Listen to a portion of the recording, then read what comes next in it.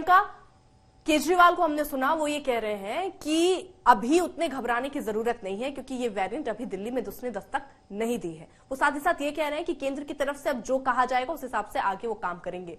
राज्य के तौर पर आपकी अपनी जिम्मेदारी क्या और किस तरीके से इससे लड़ने या इससे आगे निजात पाने के लिए आप रणनीति बना रही हैं? अर्पिता जी, सभी को नमस्ते।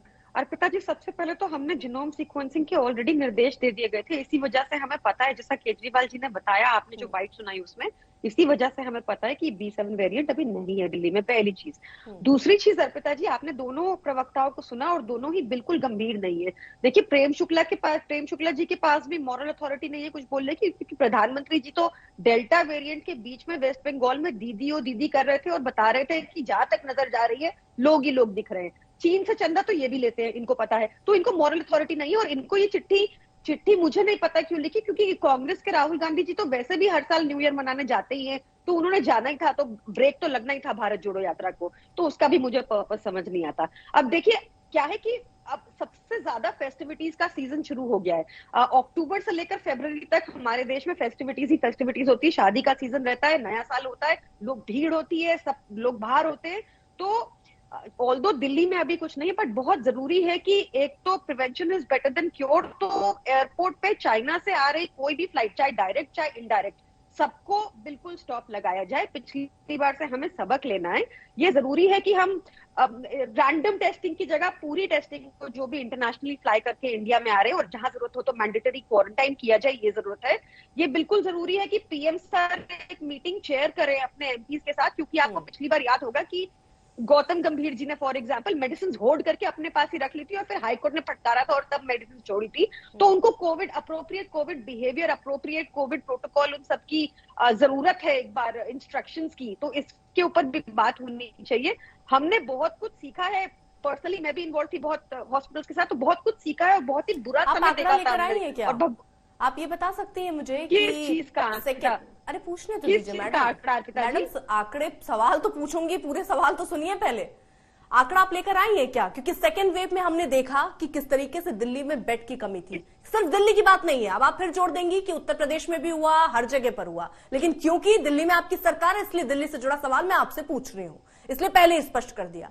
मेरा सवाल आपसे यह है कि उस समय बेड की कमी थी, ऑक्सीजन की कमी थी, आपकी सरकार ने, आप मुझे आंकड़े में बता दीजिए कि अब तब से, यानी दूसरी लहर जब हमने देखी और अब भगवान न करे हमारे सामने चौथी लहर हो, किस तरीके की तैयारी है, कितने बेड्स बढ़ गए, कितने ऑक्सीजन की सप्लाई और किस तरीके से आपने इसको लेकर अर्पिता जी मैं बता देती हूँ आपको। अर्पिता जी, मेरे पास मेरे सामने आंकड़ा तो नहीं है, बट ये मेरे को डेफिनेटली पता है कि सेंट्रल गवर्नमेंट का कहना था कि दिल्ली में कोई ऑक्सीजन रिलेटेड डेथ नहीं हुई थी। मुझे ये पक्का पता है कि गुजरात गवर्नमेंट ने नेशनल एवरेज से डबल मोर्टेलिटी रेट देखा था। जितना नेशनल एवरेज में जितना लोग पूरी इंडिया में मरे थे, उससे अनफॉर्चुनेटली जिनकी डेथ हुई थी उससे डबल गुजरात में हुई थी और बहुत भयावह सीन था। तो इससे हमें सीखना है और सीखने के लिए बहुत जरूरी है। अगर सिचुएशन अभी गंभीर नहीं है तो जो हमारे बस में है, फ्लाइट्स चाइना से बैन हमारे बस में है, ये हमारे बस में है कि हम क्वारंटाइन कर दें किसी को भी। अगर यानी आप अभी भी केवल नसीहत की बात कर रही हैं और मौत के आंकड़ों पर भी, मौत की चीजों पर भी आप तुलनात्मक दृष्टि से देख रही हैं कि दिल्ली में देखिए कम हुआ, गुजरात में बहुत हुआ। आप ये कह रही हैं कि सब केंद्र करे, ये जिम्मेदारी केंद्र की बनती है। मैं सवाल दिल्ली सरकार को लेकर पूछ रही हूँ, दिल्ली सरकार की जिम्मेदारी पूछ रही हूँ। आपने एक चीज नहीं बताई मुझे। डेथ भी खराब है, एक डेथ भी खराब है जो हम नहीं, तो आप डेथ में भी तुलना कर रही है मैम यहाँ बैठ के। आप कह रही है दिल्ली में नहीं, गुजरात में बहुत मौतें हो गई। आप उसको तुलनात्मक राजनीति इतनी कर लीजिए कि मौत पर भी राजनीति कर लीजिए मैडम। अर्पिता जी, आप गलत समझी हैं। मैं आपको, आपने आंकड़ा पूछा, आपके शब्द और आपकी भावना जो आप कह रही वही समझे। अब आप उसको स्पष्टीकरण देंगी।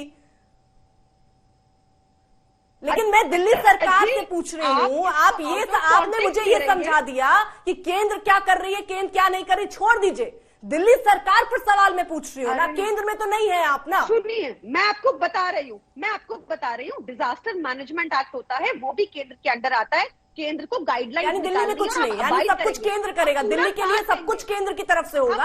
आप बस हाथ में हाथ धर के बैठी हैं कि कुछ स्थिति आएगी केंद्र। अभी अरविंद केजरीवाल कह गए केंद्र जो बताएगा वो कर लेंगे। आप ये भी कह रही हैं, आप अपने तरीके से आप तो कुछ बता ही नहीं पा रही है मैम। अर्पिता जी या तो आप बोले या मुझे सुन लीजिए। मैंने स्टार्ट मैं आपको सुनने के बाद काउंटर सवाल तो पूछूंगी ना। अगर आप ये सोच रही हैं बोलती रहेंगी तो मैम वैसे तो चलेगा नहीं। ठीक है चलिए, आप गुस्सा मत होइए। मैम अगर आप मौत पर तुलना कर देंगी तो मेरा गुस्सा होना स्वाभाविक है। अगर आप मौत पर तुलना कर देंगी कि दिल्ली में मौतें कम हुई, गुजरात में देखिए बहुत हुई, मौत है मैम।